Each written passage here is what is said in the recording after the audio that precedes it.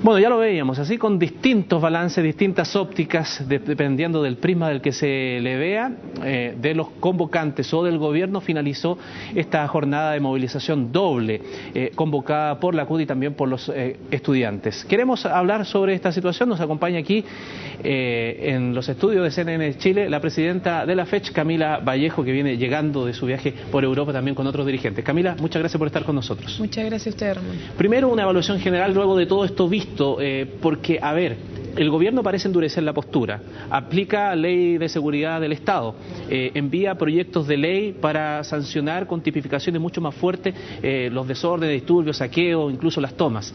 ¿Qué va a pasar? ¿Cómo ustedes se plantean si esto lo hace replantearse la forma en que tendrían que seguir movilizándose más adelante?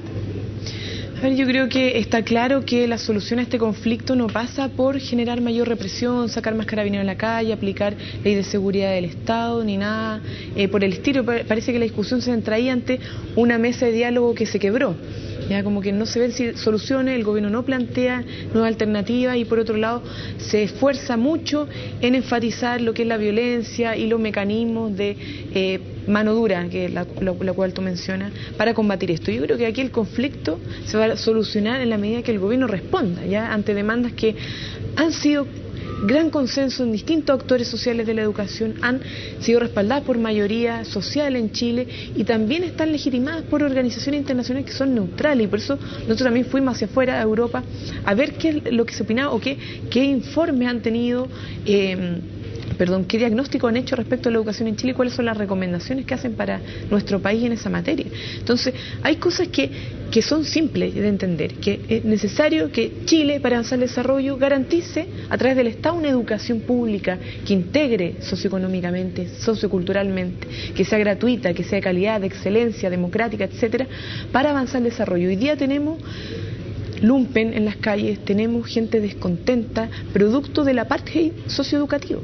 Ya es un problema estructural, un problema social, y para combatirlo no lo podemos resolver a través de la violencia o de la represión o de condenar al conjunto de los manifestantes producto de estos hechos que quizás no son 10, serán 100, incluso más, ¿ya? Pero que no son la gran mayoría.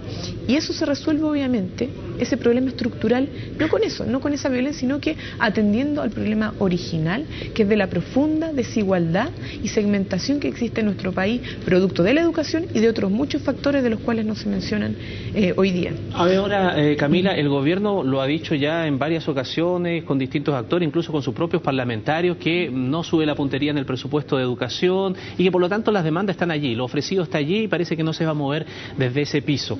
Entonces, ¿qué le queda al movimiento más allá de las movilizaciones, más allá de seguir protestando en las calles?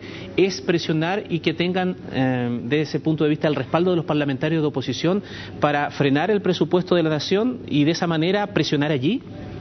Bueno, yo creo, en primer lugar, si el gobierno no tiene la voluntad política en este momento de reabrir el diálogo, pero poniendo la alternativa finalmente de avanzar en las demandas que plantea el Municipal y no imponiendo nuevamente el Gran Acuerdo Nacional por la Educación, que ya lo hemos rechazado en reiteradas ocasiones. Yo creo que el gobierno va a tener que asumir grandes costos políticos al respecto, no por las manifestaciones en las calles, sino que cómo se va a delegitimar un gobierno que tenía la oportunidad de hacer grandes cambios, que era el momento histórico para hacer los grandes cambios, y va a tener que asumir las consecuencias de su respuesta. Yo creo que eso se va a expresar en distintas elecciones, etcétera. Y por otro lado, si es que el gobierno no sé, yo creo que ahí el Parlamento tiene que jugar un rol.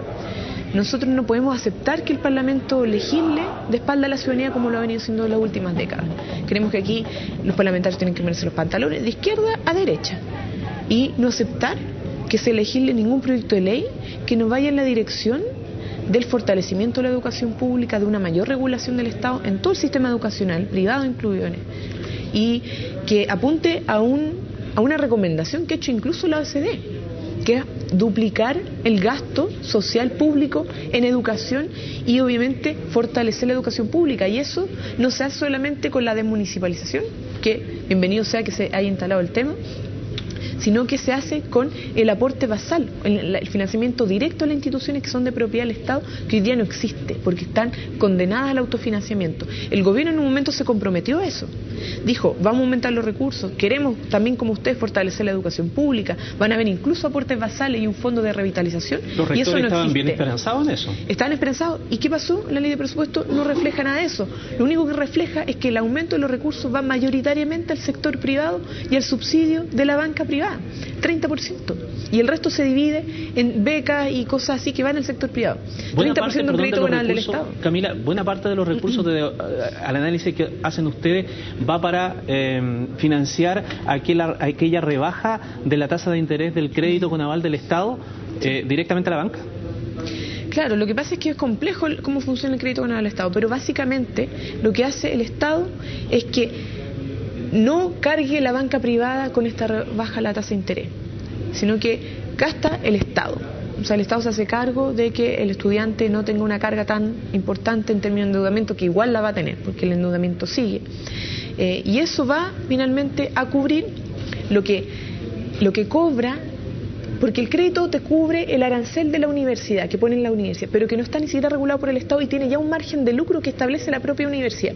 Y además, la rebaja de la tasa de interés en el crédito que va a parar al banco, a la banca privada. Entonces, son recursos de todos los chilenos que están subsidiando malas prácticas, ya subsidian ganancias de intereses privados y no de los intereses de la gran mayoría. Toda esa plata que se recauda, que finalmente lo que se está gastando va a hacer que haya un endeudamiento de más de 800 millones de dólares en estudiantes. Pero además de eso, toda esa plata podría estarse gastando en fortalecer la educación pública o cubrir becas, fondos solidarios, en vez de crédito con aval del Estado, que es nada más que una ganancia a la banca privada. Entonces hay un mal gasto ahí. Son muchos recursos pero que se están destinando mal. Y eso es preocupante. Y por otro lado, lo que decía, o sea, no hay presupuesto considerado para el déficit que tienen los establecimientos municipales, la deuda que tienen, no hay ningún fondo de revitalización en ese sentido. Ni para los colegios, ni para las universidades, no hay aportes basales para el crecimiento y desarrollo de las instituciones. Y eso es preocupante porque incluso habían sido compromisos del Ejecutivo en esa materia. ¿Qué sacan en limpio de su viaje a Europa? Muchos, aquí escuché, decían, es casi un saludo a la bandera, nomás lo que van a hacer. ¿Qué van a hacer los organismos internacionales? Yo recordaba que, por ejemplo, la OCDE en su último informe ha hecho varios respecto de la educación en Chile. Podríamos estar todo el día aquí hablando de eso, pero el último dice Chile es el país con mayor gasto privado en educación. Y hace una comparación, por ejemplo, promedio la OCDE, 7 de cada 10 pesos son del Estado. En el caso de Chile, el 85% lo colocan la familia y el 79%, los privados, el 79% de la familia. El Estado pone el 14,6%. Ya, esos son datos reales que están allí. Por lo tanto, la OCDE ya lo ha dicho en varias ocasiones. La pregunta entonces, ¿qué más pueden conseguir ustedes al ir a la OCDE si la OCDE ya ha hecho ciertas recomendaciones al respecto? Sí, miren, hay elementos nuevos, o sea, no solamente por la OCDE, sino que también con la UNESCO, la Comisión de Derechos Humanos de la ONU, el Parlamento Europeo. O sea, se estableció una agenda muy, muy rica en ese sentido.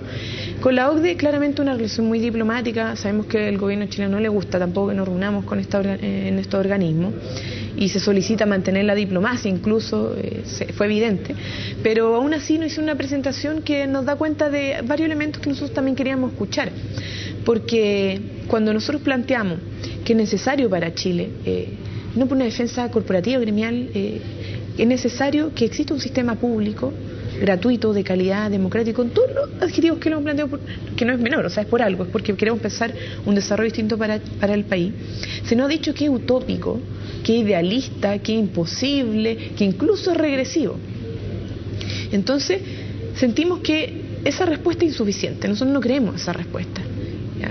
Y tenemos que acudir a estos organismos para que nos den cuenta, producto de que agrupan a distintos países que han alcanzado un buen nivel de desarrollo, que nos den cuenta de cómo han sido aplicados los distintos modelos de educación y si realmente esto es utópico o no. Y la verdad es que nos damos cuenta que no es así, que es posible hacerlo y que no se espera el desarrollo o el crecimiento económico para garantizar educación pública, sino que se pone como condición sine qua non y que haya educación pública garantizada por el Estado, por una amplia mayoría, de excelencia para lograr el desarrollo, y así lo han conseguido, sobre todo países escandinavos. Nos mostraban cómo ha ido aumentando Finlandia en los estándares de medición de la calidad de la educación y los resultados que ha tenido, y es clarísimo. Finlandia, si bien, o sea, Finlandia no tiene sistema privado de educación, no es que lo que nosotros queremos apostar, pero existe casi 100% de educación pública y son los mejores referentes en el mundo.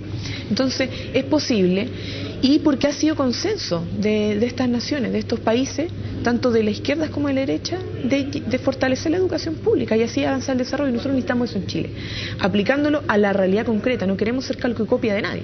Sabemos que hay éxito y desacierto en muchos de estos países también, pero creemos que hay que tener estos referentes, y se paga además por la carga tributaria a través del impuesto, porque la sociedad en su conjunto entiende que hay que invertir en educación para su propio desarrollo, su propia transformación.